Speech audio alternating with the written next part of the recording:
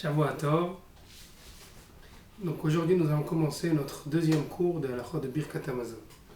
En tant que préambule, nous allons expliquer que Birkat Hamazon est en fait construite de 4 brachot.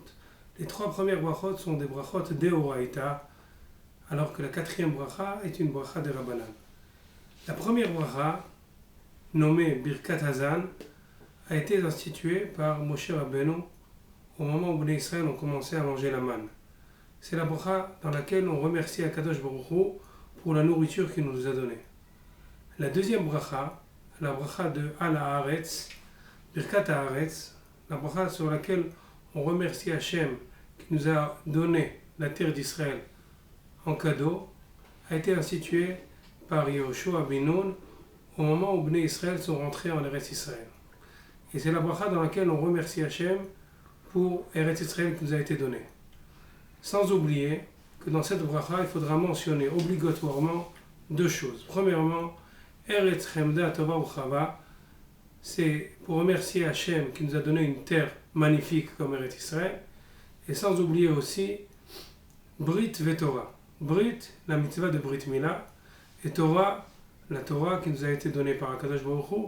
Grâce à ces 2 mitzvot, nous avons en fait hérité Eretz Israël. C'est pour cela que la place de ces choses-là a été ramenée dans Birkat Haaretz pour nous mentionner que grâce à ces 2 mitzvot, nous avons hérité Eretz Israël. La 3e bracha est la bracha de Birkat Bonei Yerushalayim, qui a été instituée par David HaMelech et Shlomo HaMelech. Dans cette bracha, nous implorons à Kadosh Baruch Hu qui nous construisent Yerushalayim. Mais en fait, le binyan de Yerushalayim, la construction de Yerushalayim ne pourra se faire de façon entière que lorsque Hachem ramènera les rois de David sur l'Am Israël et bien sûr en construisant le Beth Amikdash. C'est pour cela que dans cette bracha, nous mentionnons la construction du Beth Amikdash et bien sûr le retour du royaume de David HaMelech. Cette bracha est la 3e bracha et la dernière bracha de Horaïta du Birkat Hamazon.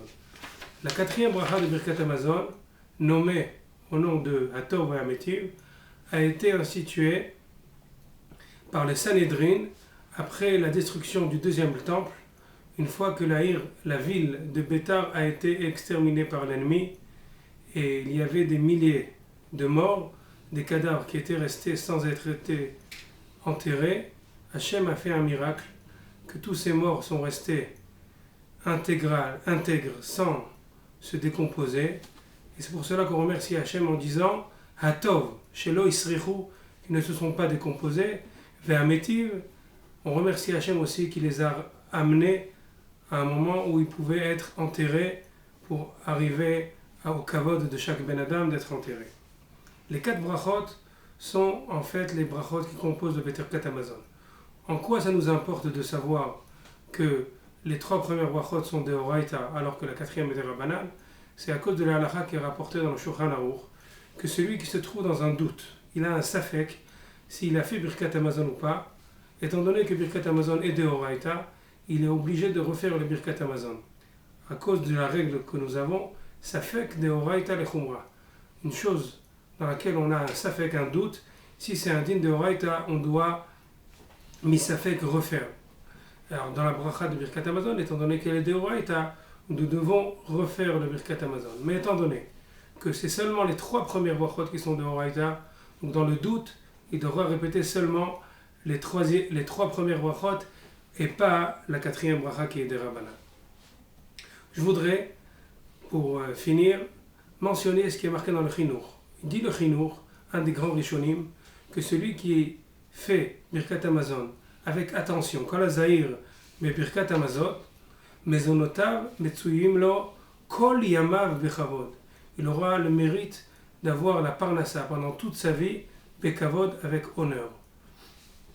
Sans oublier aussi ce qui est marqué dans les poskim, que celui qui fait attention au Birkat Hamazon de le faire avec ferveur, il sera protégé de Af, Shetzef et Ketzef. Il sera protégé dans tout cas où il pourrait avoir une situation de colère d'Akadosh Baruch Hu vis-à-vis de Bnei Israël. comme ce qui est raconté dans le livre de Rav Zilberstein, qu'il y avait un juif au moment de la Shoah, pendant la période de la Shoah, que toute sa famille a péri dans la Shoah, et voilà que lui est resté intègre. Non seulement ça, il raconte qu'il avait en fait passé toute la guerre en tant que cuisinier, et il lui manquait pas de quoi manger pendant toute la guerre. Ils lui ont demandé, les gens, par quel mérite tu as réussi à avoir ça. Il leur a dévoilé le secret que, étant donné qu'il a accompli les paroles de Chazal, qui ont promis que celui qui ferait attention au Birkat Hamazon serait protégé de la colère d'Hachem, voilà que cette promesse de Chazal s'est accomplie envers lui, et il a été protégé même pendant les périodes les plus difficiles qu'a connues l'Am Israël. Merci, Shabbat Shalom, à bientôt à notre premier cours.